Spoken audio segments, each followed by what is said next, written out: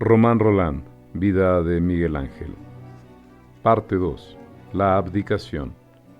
Capítulo 1. Amor. En mí la muerte, en ti la vida.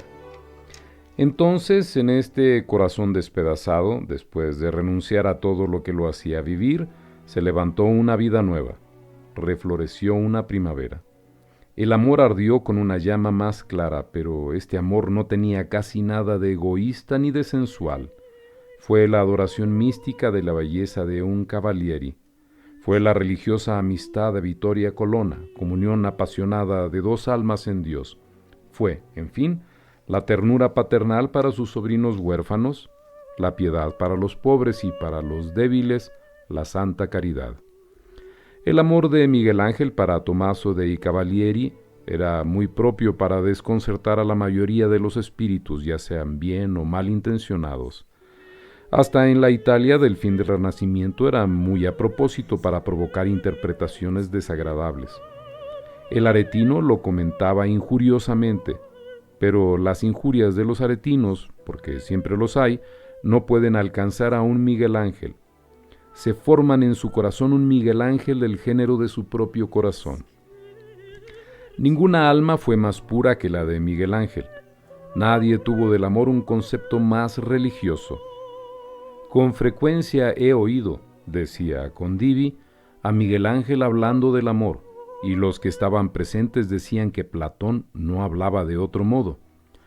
Por mi parte, yo no sé lo que Platón dijo, pero sé muy bien que después de haber tenido por mucho tiempo amistad íntima con él, nunca oí salir de sus labios más que conceptos honorables que tenían fuerza para extinguir en los jóvenes los deseos desordenados que los agitan. Pero este idealismo platónico no tenía nada de literario ni de frío. Se adunaba con fuerza del pensamiento que hacía de Miguel Ángel una verdadera víctima de todo lo bello que veía. El propio Miguel Ángel no lo ignoraba y un día, al rehusar una invitación de su amigo Gianotti, dijo: «Cuando veo a un hombre que posee algún talento o algún don del espíritu, un hombre que logra hacer o decir algo mejor que el resto del mundo, me siento atraído hacia él y me entrego de tal modo que ya no me pertenezco a mí mismo. Todos vosotros estáis tan bien dotados que si aceptara vuestra invitación, perdería mi libertad. Cada uno de vosotros me robaría un pedazo de mí mismo.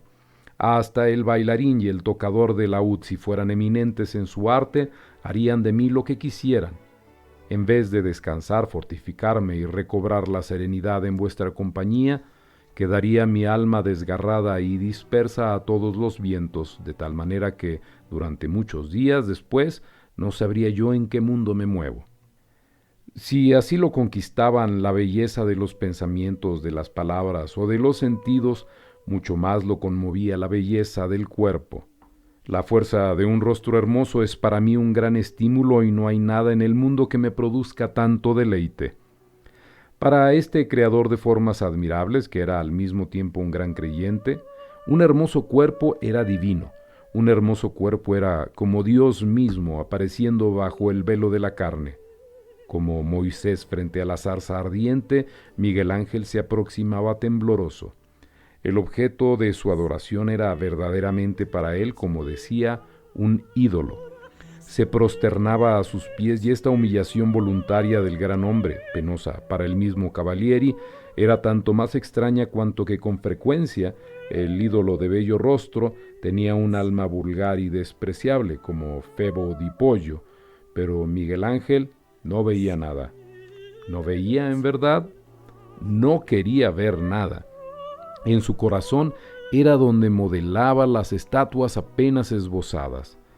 El más antiguo de sus amantes ideales, de sus ensueños vivientes, fue Gerardo Perini por el año de 1522.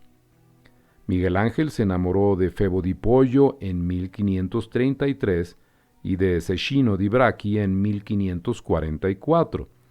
Su amistad para Cavalieri no fue pues exclusiva y única, pero fue durable y alcanzó un grado de exaltación justificada hasta cierto punto, no solamente por la belleza, sino por la nobleza moral de su amigo.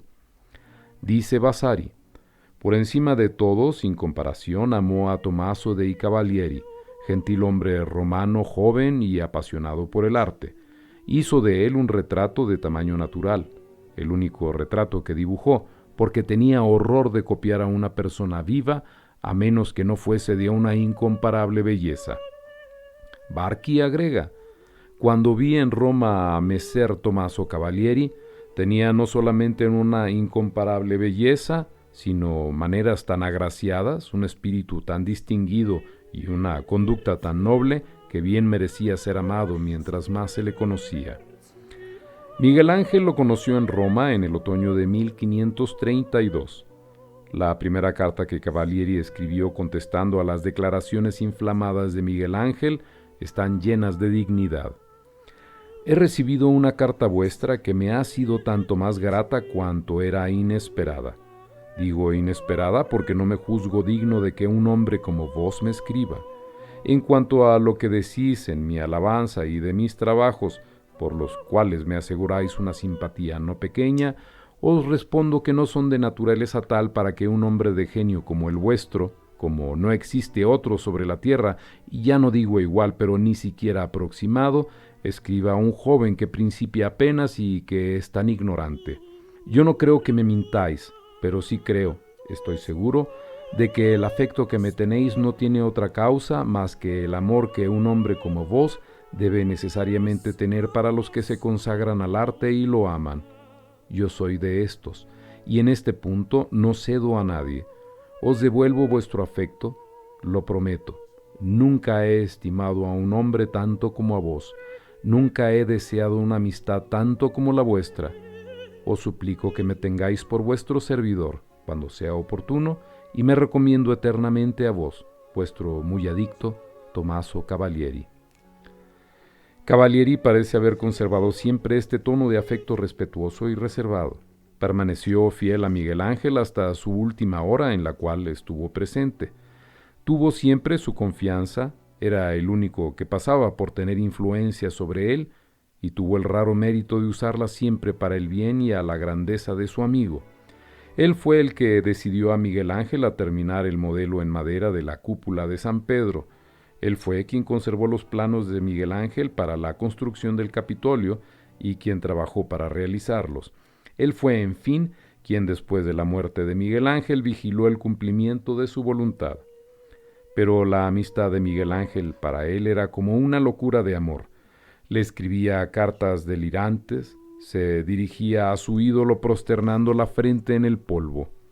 Lo llama un genio poderoso, un milagro, la luz de nuestro siglo. Le suplica que no lo desprecie porque no puede compararse a él, porque nadie puede igualarlo. Le ofrece como un homenaje todo su presente y todo su porvenir, y agrega: es para mí un dolor infinito no poder daros también mi pasado para poder serviros por más tiempo, porque el porvenir será corto. Ya estoy muy viejo. No creo que nada pueda destruir nuestra amistad, aunque hablo de una manera muy presuntuosa, porque estoy infinitamente por debajo de vos. Tan fácilmente podría olvidar vuestra amistad como el alimento que me da la vida.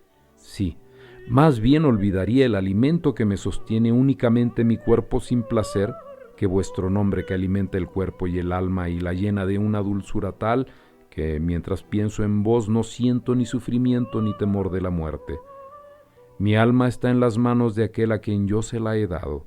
Si yo tuviera que dejar de pensar en él, creo que caería muerto inmediatamente. Hizo a Cavalieri regalos soberbios, dibujos sorprendentes, cabezas maravillosas a lápiz rojo y negro que había hecho expresamente para enseñarlo a dibujar.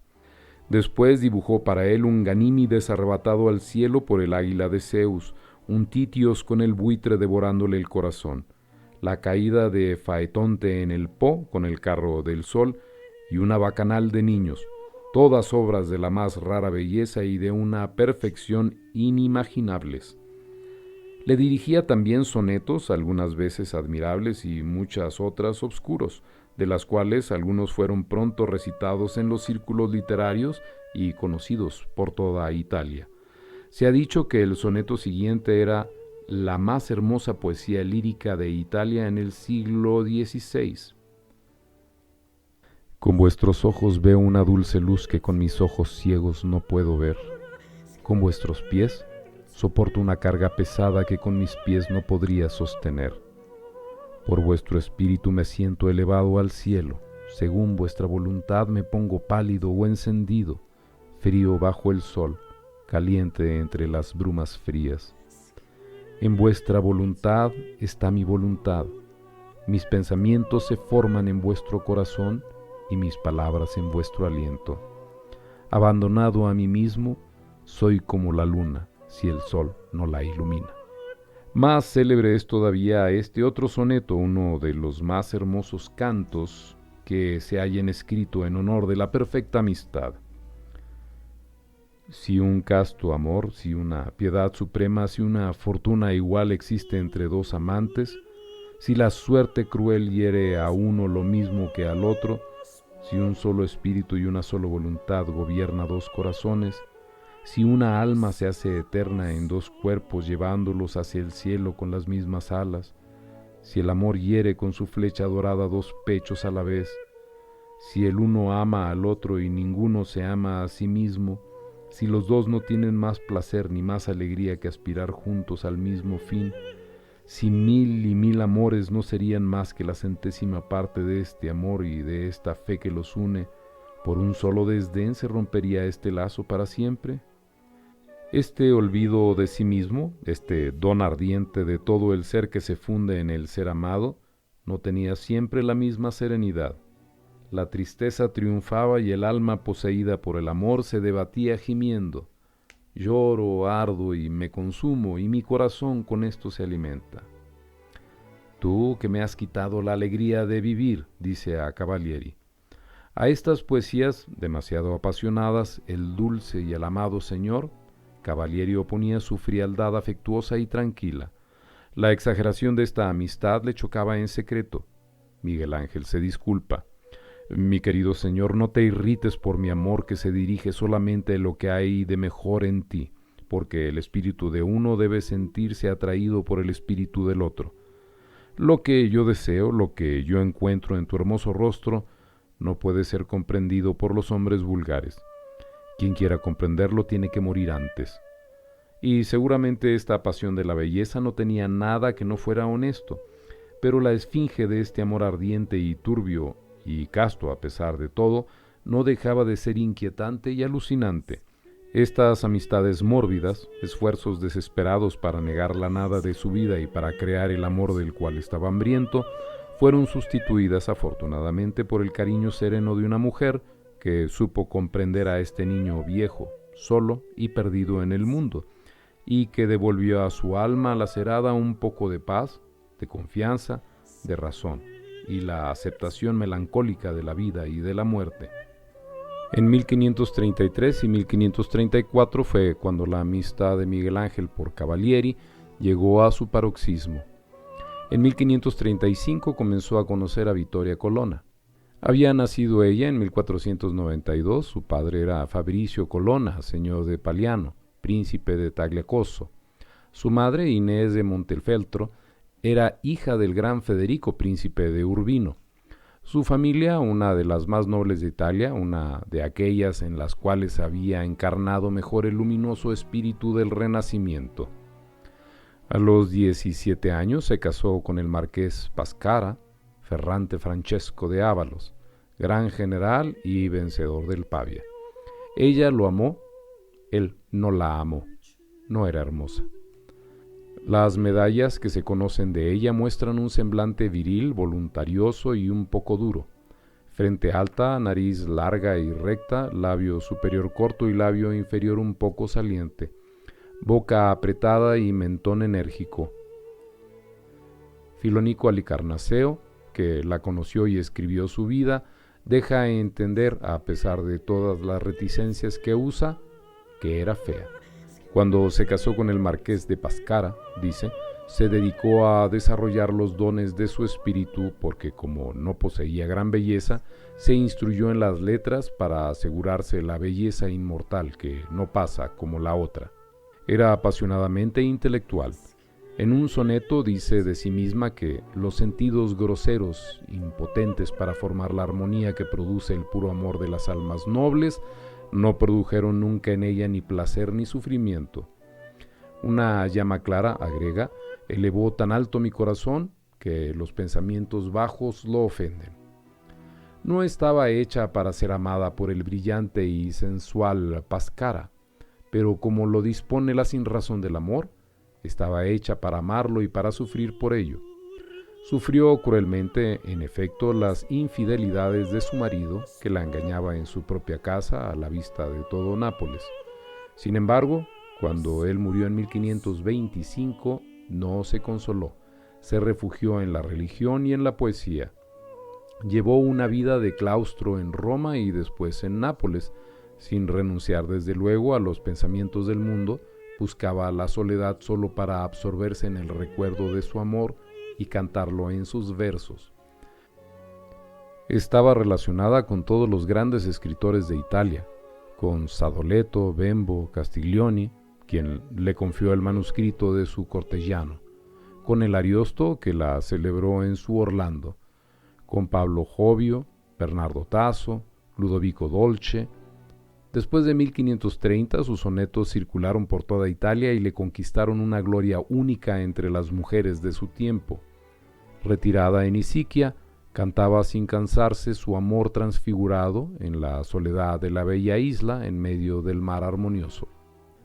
Pero desde el año de 1534 se dedicó a la religión por completo. El espíritu de reforma católica, el libre espíritu religioso que tendía entonces a regenerar a la Iglesia evitando el cisma, se apoderó de ella. No se sabe si conoció en Nápoles a Juan de Valdés, pero la conmovieron profundamente las predicaciones de Bernardino Quino de Siena, y fue amiga de Pietro Carnesecchi, de Gilberti, de Sadoleto, del noble Reginaldo Pol y del más grande de estos prelados reformadores que constituyeron en 1536 el Collegium de Enmienda Ecclesia, el cardenal Gaspare Contarini, quien intentó en vano establecer la unidad con los protestantes en la Dieta de Ratisbona y se atrevió a escribir estas valientes palabras: La ley de Cristo es una ley de libertad. No se puede llamar gobierno al que está regido por la voluntad de un hombre, inclinado por la naturaleza al mal e impulsado por innumerables pasiones. No, toda soberanía es una soberanía de la razón. Tiene por objeto conducir por caminos de justicia a todos aquellos que le están sometidos a su justo fin, la felicidad. La autoridad del Papa es también una autoridad de la razón. Un papa debe saber que ejerce esta autoridad sobre hombres libres. No debe a su arbitrio ordenar, prohibir o dispensar, sino únicamente según las reglas de la razón, de los divinos mandamientos y del amor. Esta regla conduce todo a Dios y al bien común. Vittoria fue una de las almas más exaltadas de este pequeño grupo idealista donde se unían las más puras conciencias de Italia. Tuvo correspondencia con Renato de Ferrara y con Margarita de Navarra y Pier Paolo Verallo, más tarde protestante. La llamaba una de las luces de la verdad. Pero cuando comenzó el movimiento de contrarreforma dirigido por el despiadado Carafa, cayó en una duda mortal. Era como Miguel Ángel, una alma apasionada pero débil. Tenía necesidad de creer y era incapaz de resistir a la autoridad de la Iglesia. Se mortificaba con ayunos y cilicios de tal manera que ya no le quedaba más que la piel sobre los huesos. Su amigo, el cardenal Pol, la tranquilizó obligándola a someterse, a humillar el orgullo de su inteligencia y a olvidarse en Dios, en una especie de embriaguez de sacrificio. Pero no se sacrificaba únicamente a sí misma, sino a sus amigos, porque tuvo que renegar de Oquino y entregar sus escritos a la Inquisición de Roma. Como Miguel Ángel, este gran espíritu estaba aniquilado por el miedo. Ahogaba sus remordimientos en un misticismo desesperado. Habéis visto el caos de ignorancia donde yo estaba y el laberinto de errores hacia donde iba, con el cuerpo perpetuamente en movimiento para encontrar reposo y el alma siempre agitada para encontrar la paz. Dios ha querido que se me dijera fiat lux y que se me mostrara que yo no era nada y que todo estaba en Cristo. Deseaba la muerte como una liberación y murió el 25 de febrero de 1547. Conoció a Miguel Ángel cuando estaba más penetrada del libre misticismo de Valdés y de Occhino. Esta mujer triste y atormentada, que tenía siempre la necesidad de un guía para apoyarse, no tenía menos necesidad de un ser más débil y más desgraciado que ella para dedicarle todo el amor maternal que llenaba su corazón. Procuró ocultar su turbación a Miguel Ángel. Serena en apariencia, reservada, un poco fría, le transmitió la paz que ella tenía que pedir a otro. Su amistad, iniciada por el año de 1535, fue íntima desde el otoño de 1538 y por completo fundada en Dios. Vittoria tenía 46 años y él 73. Ella vivía en Roma en el claustro de San Silvestre, en Capitel, bajo el monte Pincio. Miguel Ángel habitaba cerca del monte Cavallo. Se reunían los domingos en la iglesia de San Silvestre del Monte Cavallo. El hermano Ambrogio Ceterino Politi les leía las epístolas de San Pablo y ellos las discutían juntos. El pintor portugués Francisco de Holanda nos ha conservado el recuerdo de estas conversaciones en sus cuadros Diálogos sobre la pintura. Son un cuadro vivo de esta amistad grave y tierna. La primera vez que Francisco de Holanda fue a la iglesia de San Silvestre, encontró a la marquesa de Pescara con algunos amigos escuchando la lectura piadosa. Miguel Ángel no estaba allí.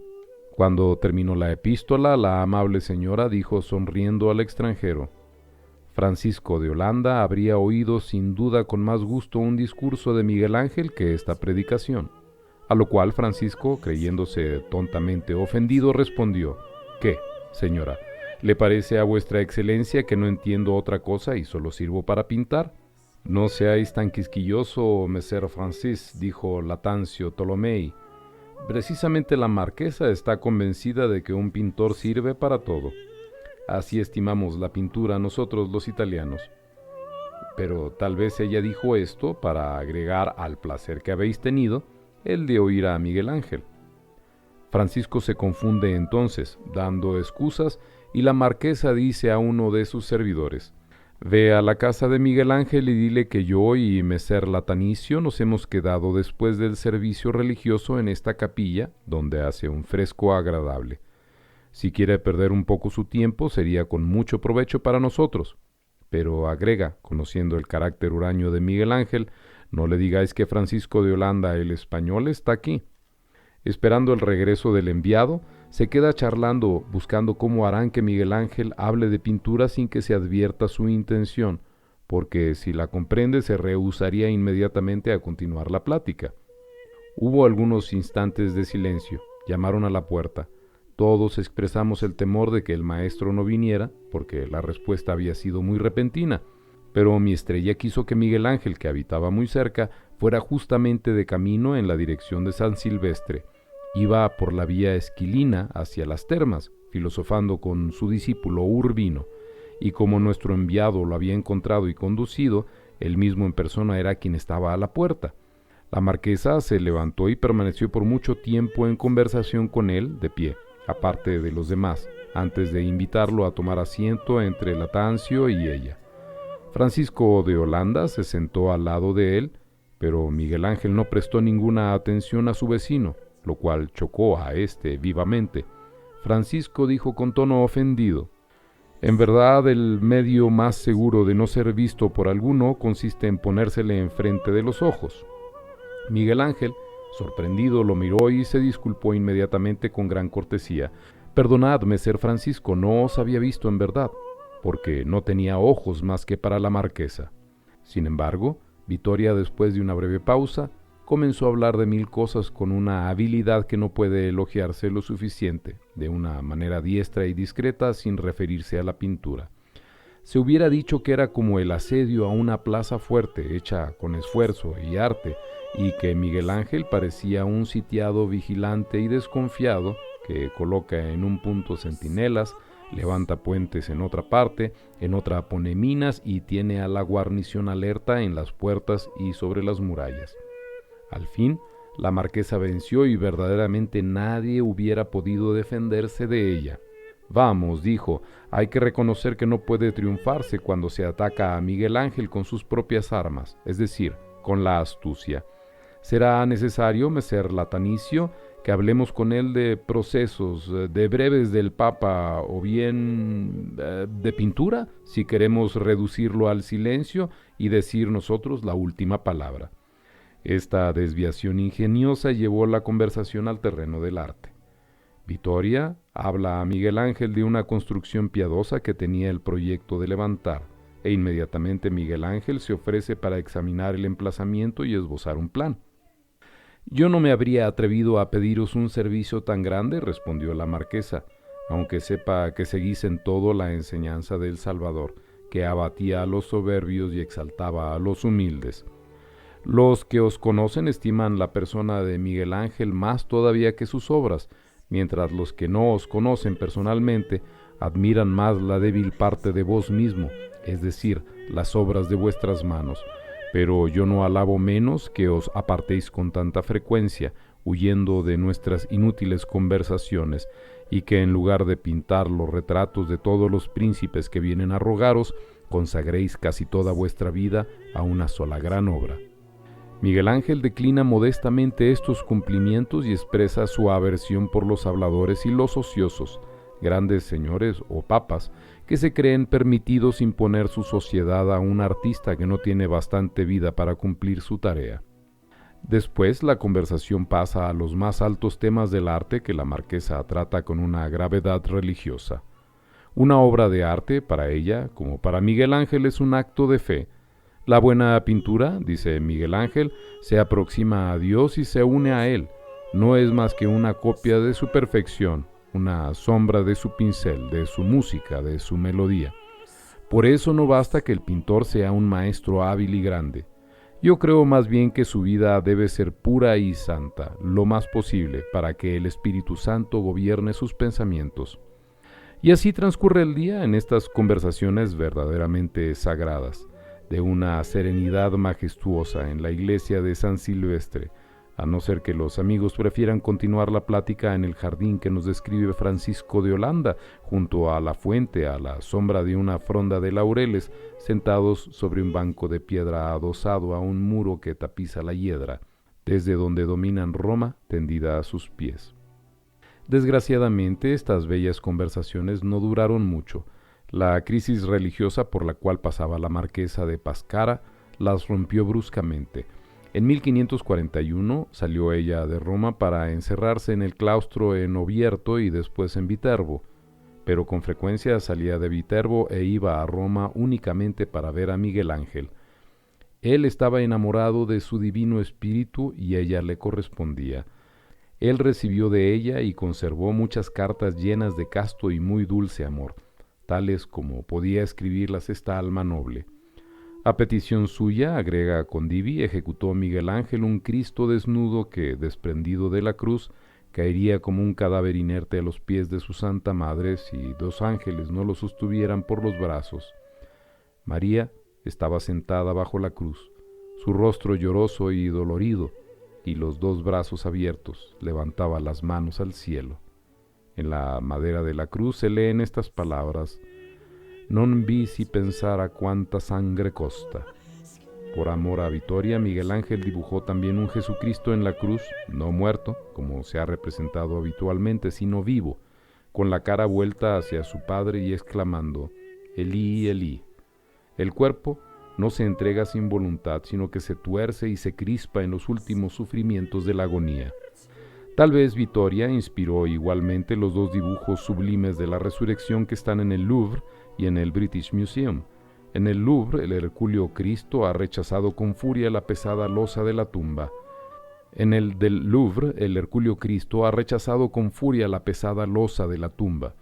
Tiene todavía una pierna en la fosa y, con la cabeza levantada, los brazos en alto, se precipita hacia el cielo con un ímpetu de pasión que recuerda el de unos cautivos del Louvre. Volver a Dios, dejar este mundo, estos hombres que él no mira y que se arrastran a sus pies, estúpidos y espantados, arrancarse al horror de esta vida. Al fin, el dibujo del British Museum tiene más serenidad. El Cristo salido de la tumba parece volar. Su cuerpo vigoroso flota en el aire que lo acaricia. Con los brazos cruzados, la cabeza hacia atrás, los ojos cerrados, en éxtasis, sube en la cruz como un rayo de sol. Así, Vittoria volvió a abrir para Miguel Ángel el mundo de la fe. Hizo más todavía. Dio impulso a su genio poético que el amor de Cavalieri había despertado.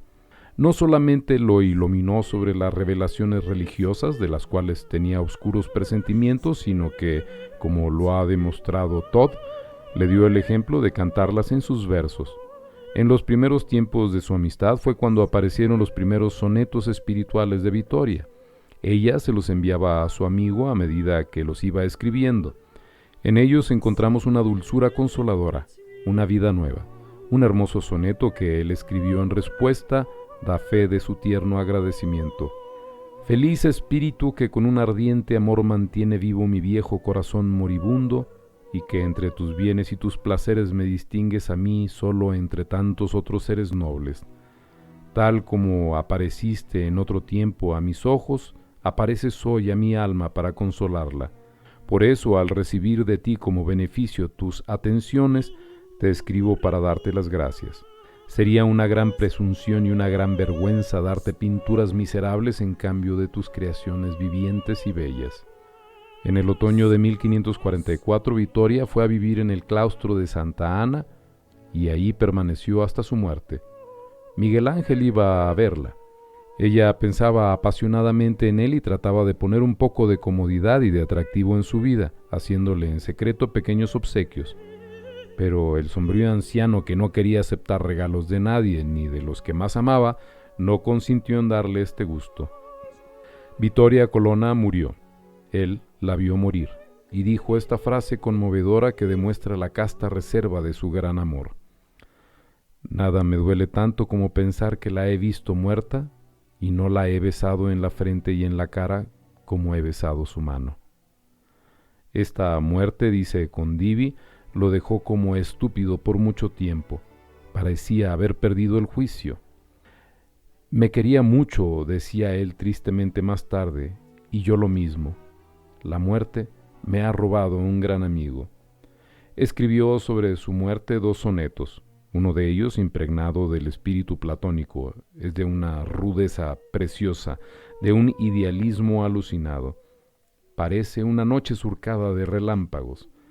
Miguel Ángel compara a Vittoria al martillo del escultor divino que hace brotar sublimes pensamientos en la materia. Si mi rudo martillo forma con las duras rocas imágenes de aspecto humano, solo tiene movimiento por la mano que lo sostiene, lo conduce y lo guía. Una fuerza extraña lo impulsa, pero el martillo divino que se levanta en el cielo crea su propia belleza y la belleza de los demás por su fuerza única. Ningún otro martillo puede crearse sin martillo. Este es el que hace vivir a los otros, y como el golpe sobre el yunque es más fuerte mientras viene de más alto, este se ha elevado por encima de mí hasta el cielo. Por eso llevará mi obra a buen fin, si la forja divina le presta ahora su ayuda. Hasta ahora estaba solo en el mundo. El otro soneto es más tierno y proclama la victoria del amor sobre la muerte. Cuando aquella que me arrancó tantos suspiros se fue de este mundo, huyendo de mis ojos y de ella misma, la naturaleza que nos había juzgado dignos de ella se quedó avergonzada y los que la habían visto llorando. Pero que la muerte no se alabe ahora de haber apagado este sol de los soles como lo ha hecho con otros, porque amor ha vencido y la hace revivir en la tierra y en el cielo entre los santos. La muerte inicua y criminal cree sofocar el eco de las virtudes y empañar la belleza de su alma. Sus escritos han hecho lo contrario. La iluminan con más vida de la que tuvo en vida, y con la muerte ha conquistado el cielo que aún no tenía.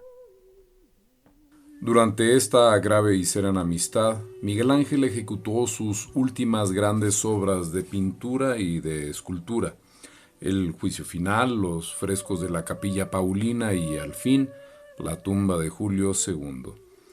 Cuando Miguel Ángel había salido de Florencia en 1534 para instalarse en Roma, pensaba, ya libre de todos sus otros trabajos por la muerte de Clemente VII, poder terminar en paz la tumba de Julio II y después morir con la conciencia descargada del fardo que había pesado sobre su vida. Pero apenas había llegado, se dejó encadenar otra vez por nuevos amos. Paulo III lo mandó llamar y le pidió que entrara a su servicio. Miguel Ángel rehusó diciendo que no podía, pues estaba obligado por contrato con el duque de Urbino hasta terminar la tumba de Julio II. Entonces el papa se encolerizó y dijo: «Desde hace 30 años que tengo este deseo y ahora que soy papa no podré satisfacerlo. Desgarraré el contrato. Quiero que me sirvas a pesar de todo». Miguel Ángel estuvo a punto de huir. Pensó en refugiarse cerca de Génova en una abadía del obispo de Aleria, que era amigo suyo y que lo había sido también de Julio II. Ahí hubiera terminado cómodamente su obra cerca de Carrara. También tuvo la idea de retirarse a Urbino, que era un lugar pacífico y donde esperaba ser bien recibido, por recuerdo de Julio II. Con este propósito ya había enviado a una de sus gentes para comprar una casa, pero en el instante de decidirse, la voluntad le faltaba como siempre. Temía las consecuencias de sus actos. Se halagaba con la eterna ilusión eternamente fallida de que podría salvarse por medio de un compromiso. Se dejó de nuevo encadenar y continuó arrastrando su grillete hasta el fin. El 1 de septiembre de 1535, un breve de Paulo III lo nombró arquitecto en jefe, escultor y pintor del Palacio Apostólico. Desde el mes de abril precedente, Miguel Ángel había aceptado trabajar en el juicio final. Estuvo enteramente ocupado en esta obra desde abril de 1536 hasta noviembre de 1541, es decir, durante la permanencia de Vitoria en Roma. En el curso de esta enorme tarea, sin duda en 1539, cayó de los andamios y se hirió gravemente una pierna. Por el dolor y la cólera no quiso que lo atendiera ningún médico. Odiaba a los médicos y manifestaba en sus cartas una inquietud cómica cuando sabía que alguno de los suyos había tenido la imprudencia de solicitar auxilios médicos. Felizmente para él, después de su caída, el maestro Baccio Rontini de Florencia, que era un médico de mucho talento y muy adicto a Miguel Ángel, tuvo piedad de él y fue un día a llamar a la puerta de su casa. Como nadie le respondiera, subió y buscó de cuarto en cuarto hasta que llegó donde estaba Miguel Ángel acostado. Cuando éste lo vio, se puso como un desesperado, pero Baccio no quiso salir y no lo dejó hasta curarlo. Como en otro tiempo, Julio II, Pablo III quería ver pintar a Miguel Ángel y daba su opinión. Lo acompañaba su maestro de ceremonias, Biagio de Cesena. Un día preguntó a este último lo que pensaba de la obra. Como Biagio era, dice Vasari, una persona muy escrupulosa, declaró que era una soberana inconveniencia haber representado en un sitio tan solemne tantas desnudeces. Y agregó que aquella era una pintura buena para decorar un baño o una posada. Miguel Ángel, indignado, retrató de memoria a Biagio cuando éste hubo salido.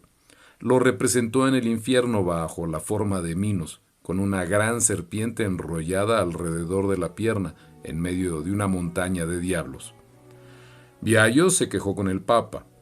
Paulo II se burló de él diciéndole: todavía si Miguel Ángel te hubiera puesto en el purgatorio, habría podido hacer algo para salvarte, pero te puso en el infierno y ahí no puedo hacer nada. En el infierno no hay redención. Biagio no fue el único que encontró indecentes las pinturas de Miguel Ángel. Italia se iba haciendo mojigata y no estaba lejos el tiempo en el cual el veronés tendría que presentarse ante la Inquisición por la inconveniencia de su cena en casa de Simón. No faltaron quienes se escandalizaron con el juicio final. El que gritó más fuerte fue el aretino. El maestro de pornografía pretendió dar lecciones de decencia al casto Miguel Ángel. Le escribió una carta de Tartufo impúdico. Lo acusaba de haber representado cosas capaces de avergonzar a una casa de vicios. Lo denunciaba como un impío ante la Inquisición naciente, porque sería un crimen menor no creer, decía, que atentar así contra la fe de otro. Pedía al Papa que destruyera el fresco. Mezclaba sus denuncias del luteranismo con innobles insinuaciones contra las costumbres de Miguel Ángel. Y para terminar, lo acusaba de haber robado a Julio II. A esta carta infame de chantaje en la cual se manchaba y ofendía lo más profundo del espíritu de Miguel Ángel, su piedad, su amistad, su sentimiento del honor. A esta carta que Miguel Ángel no pudo leer sin reírse despectivamente y sin llorar de vergüenza, no respondió nada. Sin duda pensó lo que decía de ciertos enemigos con su aplastante desdén, que no valía la pena de combatirlos porque la victoria sobre ellos no tiene ninguna importancia. Y cuando las ideas de Aretino y de Viallo sobre su juicio final ganaron terreno, no hizo nada para responder ni para detenerlas. No dijo nada cuando su obra fue tratada de suciedad luterana. No dijo nada cuando Pablo IV quiso destruir el fresco. No dijo nada cuando por orden del Papa, Daniel de Volterra vistió a sus héroes. Se le preguntó su opinión y respondió sin cólera, con una mezcla de ironía y de piedad. Decida al Papa que esta es una insignificancia muy fácil de arreglar, que procure su santidad solamente poner al mundo en orden. Arreglar una pintura no cuesta mucho trabajo. Él sabía con qué ardiente fe había ejecutado esta obra en medio de las conversaciones religiosas de Vittoria Colonna y bajo la protección de esta alma inmaculada. Se hubiera avergonzado al defender la casta desnudez de sus pensamientos heroicos contra las sucias sospechas y las malicias de los hipócritas y de los corazones bajos. Cuando el fresco de la Sixtina estuvo terminado, Miguel Ángel creyó al fin tener el derecho de acabar el monumento de Julio II, pero el Papa insaciable exigió que aquel viejo de 70 años pintara los frescos de la Capilla Paulina. Poco faltó para que se apoderara de algunas de las estatuas destinadas para la tumba de Julio II, con el objeto de adornar su propia capilla. Miguel Ángel tuvo que darse por feliz cuando se le permitió firmar un quinto y último contrato con los herederos de Julio II, mediante el cual entregaba las estatuas terminadas y pagaba a 2 escultores para que terminaran el monumento, quedando libre de toda obligación para siempre. Mas no habían terminado sus penas. Los herederos de Julio II continuaron reclamándole ásperamente el dinero que pretendía haber anticipado. El Papa le mandaba decir que no se preocupara, que se dedicara enteramente a su trabajo de la Capilla Paulina. Pero, respondía él, se pinta con la cabeza y no con las manos. Quien no tiene sus pensamientos consigo se deshonra. Por eso yo no hago nada bien mientras tenga estas preocupaciones. He estado encadenado a esta tumba toda mi vida. He perdido toda mi juventud tratando de justificarme ante León X y Clemente VII. Me he arruinado por tener demasiada conciencia. Así lo quiere mi triste destino.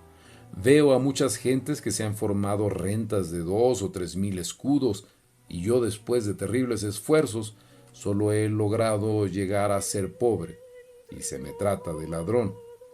Ante los hombres, no digo ante Dios, me tengo por un hombre honrado. Yo no soy un ladrón. Soy un burgués florentino de noble nacimiento e hijo de un hombre honorable. Cuando tengo que defenderme contra pícaros, me vuelvo loco al fin. Para calmar a sus adversarios, terminó por su mano las estatuas de la vida activa y la vida contemplativa, aunque no estuviera obligado a ello por su contrato. Al fin, el monumento de Julio II fue inaugurado en San Pedro ad Víncula en enero de 1545. ¿Qué quedaba del hermoso proyecto primitivo? Solamente el Moisés, convertido en centro de la obra cuando al principio no era más que un detalle, caricatura de un gran proyecto. Pero siquiera estaba terminado. Miguel Ángel estaba ya libre de la pesadilla de toda su vida.